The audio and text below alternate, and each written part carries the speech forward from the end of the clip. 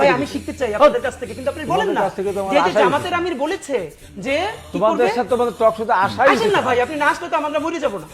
আমরা ছোট মানুষ, আমাদেরকে বাদ দিয়ে দেন, আমাদেরকে জুলাইতে লাগে না তো। জুলাইতে শুনেন হাবিব ভাই, আপনাদের যে ইনফিরিয়রিটি কমপ্লেক্স, কথার ভিতর কথা আমার কথার ভিতর কথা বলুন। আমার কথা মতো আপনি বলেছেন। আমি বলি না, একটা বল না। আচ্ছা ঠিক আছে, আপনি বিশেষ করে তারপর আমি বলি, কিন্তু এই আমাদেরকে যে অনুমানিক মনে করতেছেন আমাদেরকে জুলাইতে লাগছে, এটা আমরা শিখেছি, আমাদের জুলাইতে লাগছে আপনাদের ভাই। এখন আমাদের লাগবে না আপনাদের, আমাদের জীবন দিতে হয়েছে।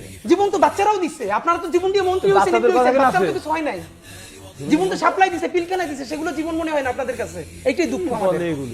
তাহলে আপনি বলেন আপনার 47 কে কেন রাখলেন না? আপনার প্রতিবাদ কেন জানান না? জামাত কেন প্রতিবাদ জানায় না? এখানে শুনুন, ওদের উত্তর আছে। মানে আপনাদের পক্ষে সব উত্তর আছে, আমরা বলে এগুলো সব বাচ্চা ছেলেদের সাথে আমাদের আনেন কেন ভাই?